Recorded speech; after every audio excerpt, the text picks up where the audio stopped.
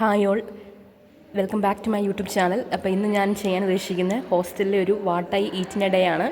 അപ്പോൾ ഇന്ന് രാവിലെ ഞങ്ങൾക്ക് ബ്രേക്ക്ഫാസ്റ്റായിട്ട് കഴിക്കാനുണ്ടായിരുന്നത് ബ്രെഡും ഉള്ളിക്കറിയും അതുപോലെ തന്നെ ചായയായിരുന്നു, കട്ടൻ ചായയായിരുന്നു.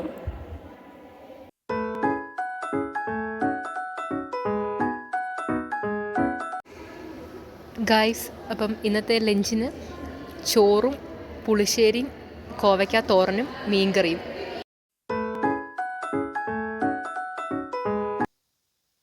ഇന്നത്തെ ഈവനിങ് സ്നാക്സ് ആയിട്ടുണ്ടായിരുന്നത് ചായയും പരിപ്പുവടയും പഴവും.